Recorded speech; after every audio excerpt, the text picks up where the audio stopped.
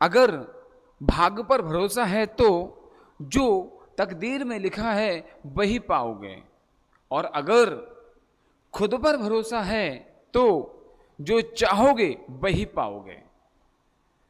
तो कैसे हैं आप सब लोग? आशा करता हूं कि आप सब लोग कुशल मंगल आनंद में होंगे, अच्छे से पढ़ाई चल रही होगी।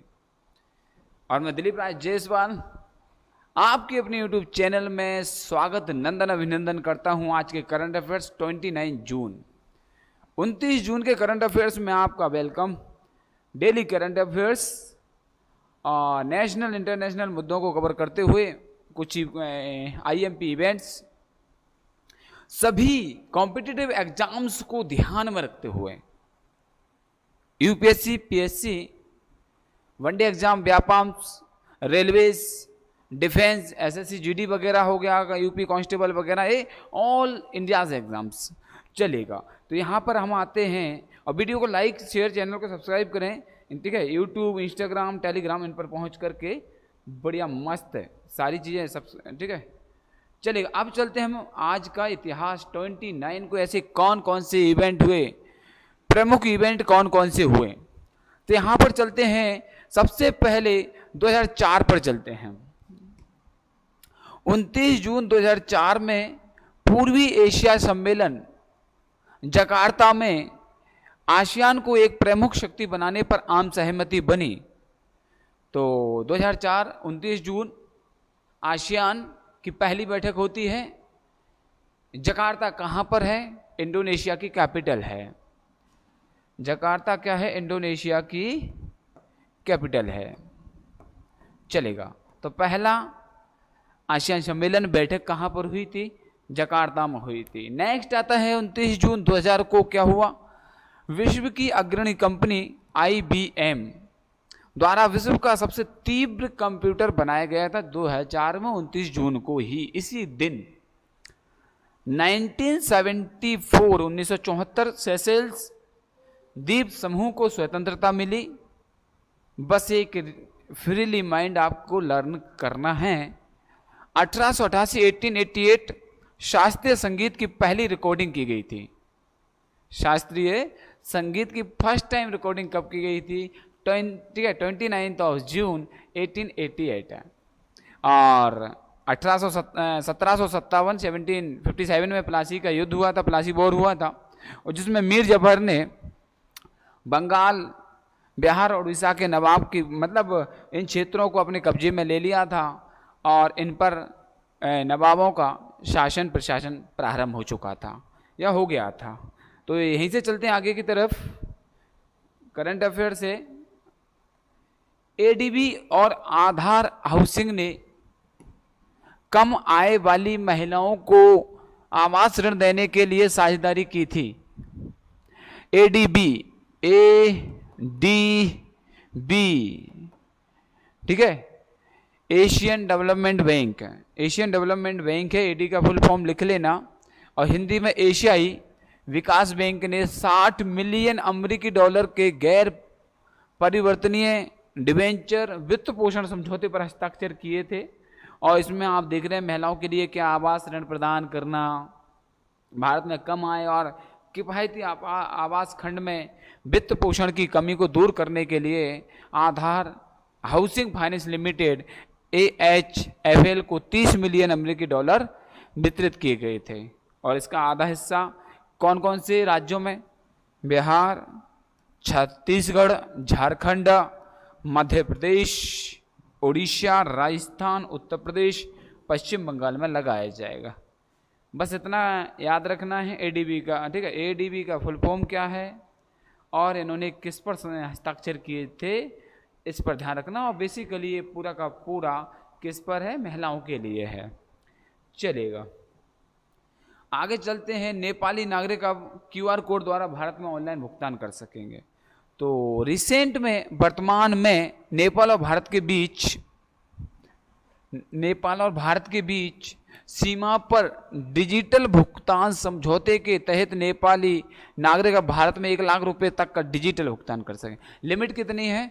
1 लाख तक भुगतान कर सकते हैं ऑनलाइन क्यूआर कोड के माध्यम से, जिस तरह से अपन करते हैं फ़ोन नंबर से या क्यूआर कोड से, इस तरह से डिजिटली फॉर्म में इसको हम ठीक है सेंड कर सकते हैं, रिसीव कर सकते हैं।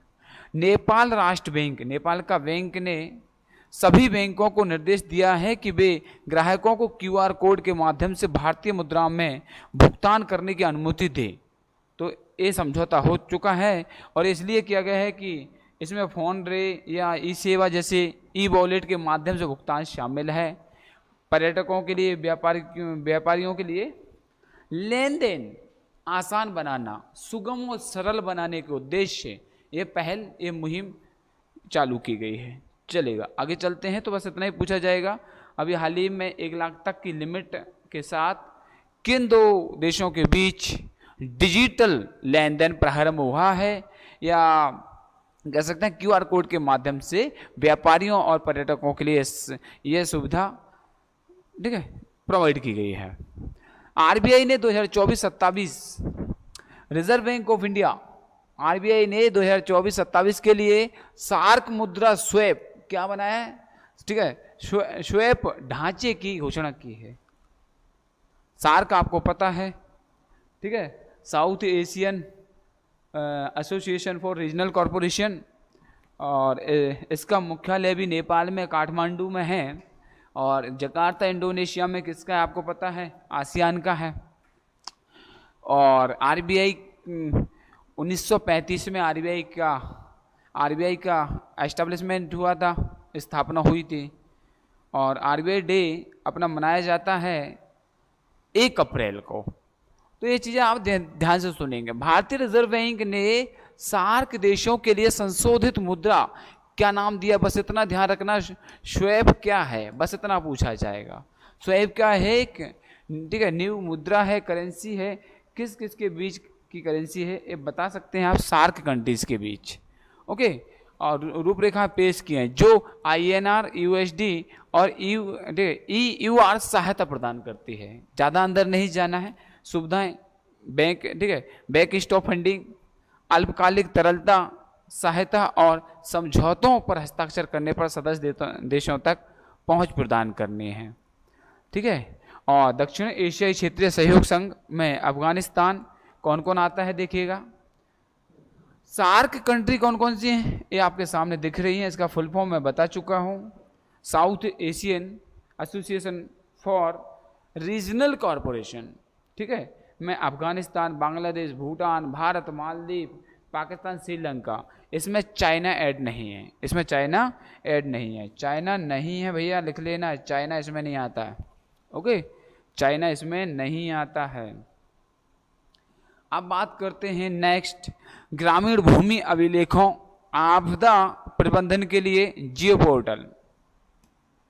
अभी फिलहाल में जियो पोर्टल लॉन्च हुआ है, जियो पोर्टल लॉन्च हुआ है। और जियो पोर्टल क्यों लॉन्च किया है, ग्रामीण भूमि अभिलेखों और आपदा प्रबंधन के लिए इसको लॉन्च किया गया है। केंद्रीय मंत्री डॉक्टर जितेंद्र सिंह ने ग्रामीण भूमि अभिलेखों के लिए भवन पंचायत संस्करण 4 लेकर आए हैं वर्जन। आपातकालीन प्रबंधन के लिए राष्ट्रीय डेटाबेस NDEM संस्करण 5 लॉन्च किया है। दोनों को इसरो द्वारा विकसित किया गया है और जो नियोजन और आपदा प्रबंधन के लिए उपग्रह इमेजनरी प्रदान करता है।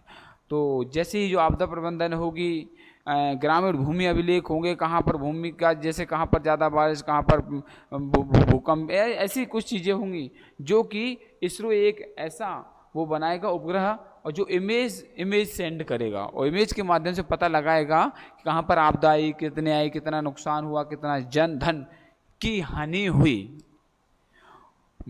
ठीक है। भुवन पंचायत पोर्टल विकेंद्रीकृत नियोजन का समर्थन करता है। NDEM संस्करण 5 प्राकृतिक आपदा जोखिम न्यूनीकरण के लिए अंतरिक्ष आधारित इनपुट प्रदान करता है, अंतरिक्ष आधारित इनपुट प्रदान करता है। तो चलेगा, ज़्यादा नहीं, ये सैटेलाइट होगा, सैटेलाइट के माध्यम से आपदा प्रबंधन वाली जगह, स्थान, भूमि अभिलेखों का चित्र या वहाँ की घटनाओं को कैप्चर करेगा और एक सेंटर पर सेंड करेगा। वहाँ से पता लगाया जाएगा कि वहाँ पर कितना नुकसान और किस तरह की घटनाएं या वहाँ पर क्या हुआ है, इस पर पता लगाया जाएगा। आगे आता है bank of Baroda. Bank of Baroda ने सुमित नागल को अपना ब्रांड एंडोसर बनाया है, ठीक है, एम्बेसडर बनाया है। बैंक ऑफ बड़ौदा ने सुमित नागल कौन है, चलेगा चर्चा करते हैं। 26 वर्षीय सुमित नागल को बैंक द्वारा युवा जनसांख्यिकी और ग्राहकों की नई पीढ़ी को लक्षित करने के लिए रणनीतिक रूप से तैनात किया जाएगा। बैंक ऑफ बड़ौदा एक भारतीय सरकारी सार्वजनिक, देखो यहाँ पर भारतीय है, सरकारी सार्वजनिक क्षेत्र का बैंक है जिसका मुख्यालय बड़ौदा गुजरात में है। बड़ौदा गुजरात में है। एसबीआई के बाद भारत का तीसरा सबसे बड़ा सार्वजनिक क्षेत्र का बैंक है। बैंक ऑफ बड़ौदा एसबीआई के बाद भारत का तीसरा सबसे बड़ा सार्वजनिक क्षेत्र का बैंक है। संस्थापक कौन है? सयाजीराव गायकवाड़ तृतीय। सयाजीराव गायकवाड़ तृतीय। स्थापना कब हुई थी इसकी? 20 जुलाई 1908, 1908। मुख्यालय कहाँ पर है इसका? ये बड़ोदरा में है, गुजरात में है। संस्थापक सयाजीराव गायकवाड़ तृतीय। स्थापना कब हुई थी? 20 जुलाई 1908। ठीक, चलेगा, इतना ज़्यादा नहीं, समझ लेना। सुमित नागवाल को इसका एम्बेसडर बनाए। ये आता है इम्पोर्टेंट, 29 जून का एक और इम्पोर्टेंट है, राष्ट्रीय सांख्यिकी दिवस। राष्ट्रीय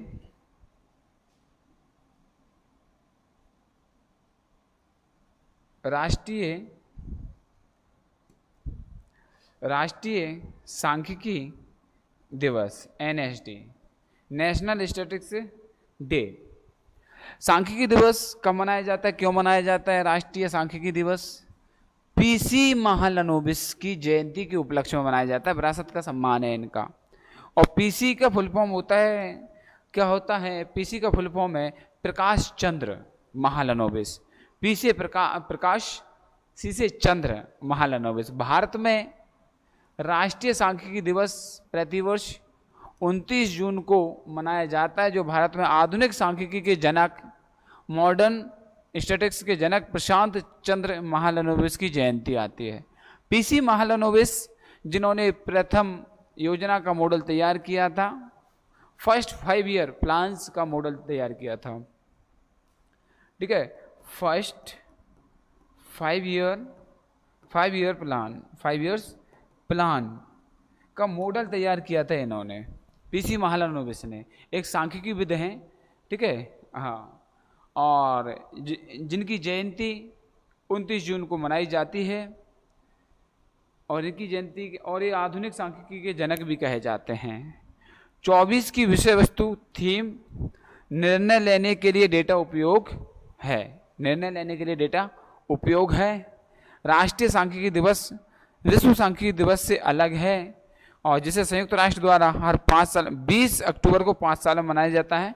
ये 20 अक्टूबर को मनाया जाता है 5 साल में, वो होता है विश्व सांख्यिकी दिवस।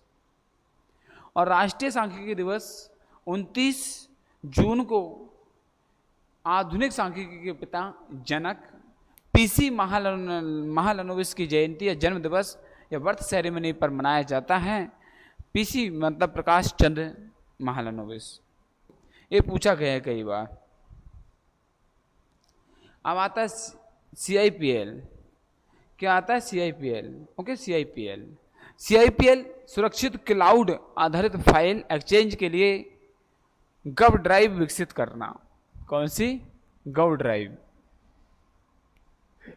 नोएडा स्थित IT company corporate infotech private limited CIPL 50 lakh से अधिक सरकारी कर्मचारियों के लिए सुरक्षित तरीके से फाइलों का आदान प्रदान करने, स्पीड और गोपनीयता बढ़ाने के लिए क्लाउड आधारित प्लेटफॉर्म गव ड्राइव बनाएगी।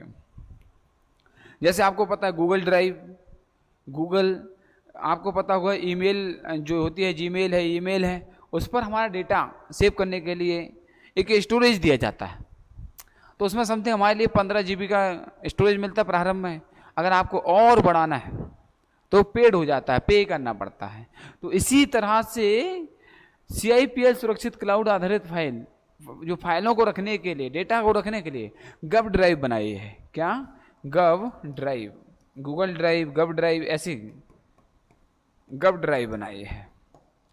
और देखिए, फाइलों का आदान प्रदान करना, स्पीड, गोपनीयता बढ़ाने के आधार पर इसको डिजाइन किया गया है।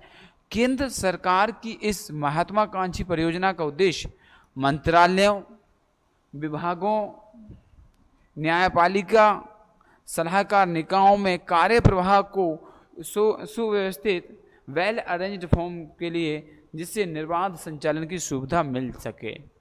तो गव ड्राइव क्या है? CIPL द्वारा डिज़ाइन किया गया एक तरह का डिवाइस है जिसमें फाइलों का आदान प्रदान होगा 50 लाख से अधिक सरकारी कर्मचारियों के लिए सुरक्षित तरीके से।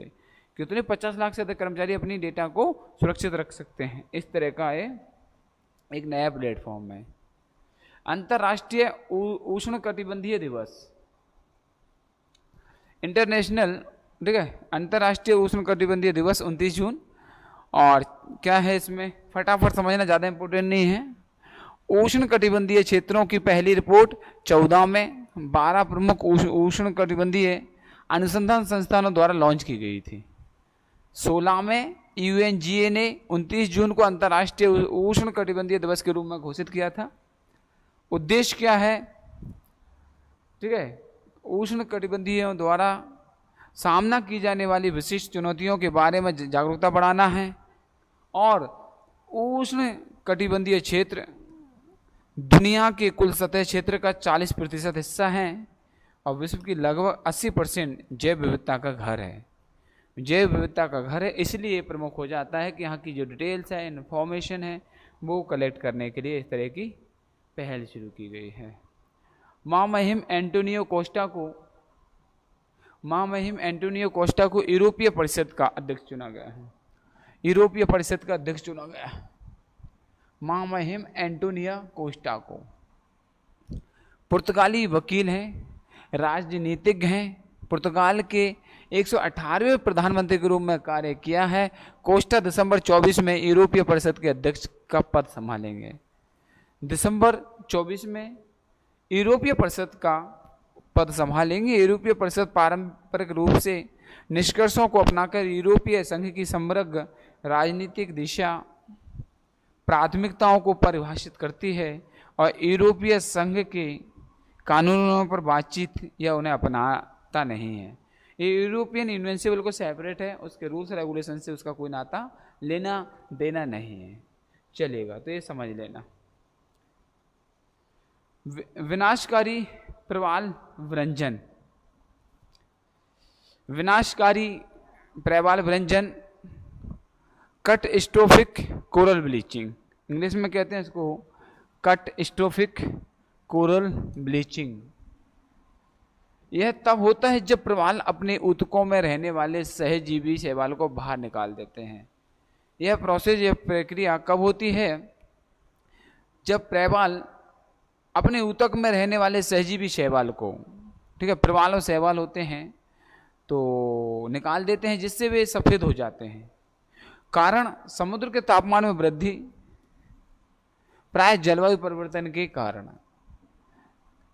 समुद्र के तापमान में वृद्धि, क्लाइमेट चेंज के कारण ऐसी चीज़ें होती हैं। कब? जब प्रवाल अपने ऊतकों में रहने वाले जो शैवाल होते हैं उनको बाहर कर देते हैं और फिर वो क्या सफ़ेद हो जाते हैं, वाइट हो जाते हैं। और समुद्र का तापमान बढ़ना, क्लाइमेट चेंज इसका प्रमुख मेन रीज़न हो सकता है। और पारिस्थितिक प्रभाव क्या है इसका? प्रवाल की मृत्यु हो जाती है। क्या होते हैं जो, ठीक है, प्रवाल शैवाल को बाहर कर देते हैं, इस कारण से प्रवाल की मृत्यु हो जाती है, जिसके परिणाम स्वरूप समुद्री जीव विविधता को क्षति होती है। और जो हमारी समुद्री जैव विविधता है, बायोडाइवर्सिटी है, ठीक है, ओशनिक बायोडाइवर्सिटी है, वो क्या होती है? नष्ट हो जाती है। आर्थिक प्रभाव क्या पड़ता है इसका? पर्यटन और मछली पकड़ने के उद्योगों पर नकारात्मक प्रभाव पड़ता है।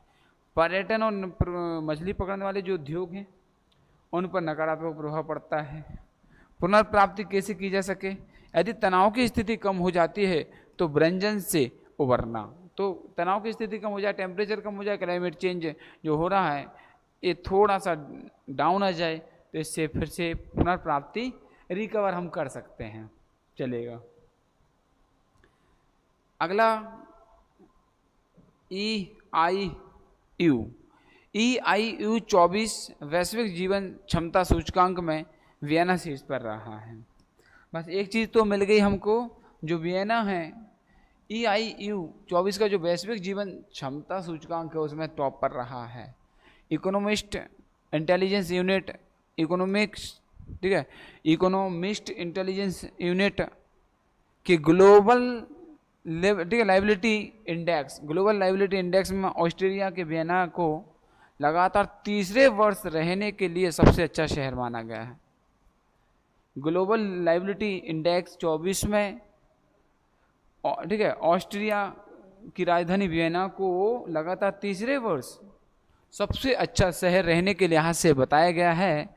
और वियना के बाद कोपेनहेगन, सबसे पहले कौन? Vienna, second Copenhagen, Zurich, Melbourne, Calvary का स्थान है।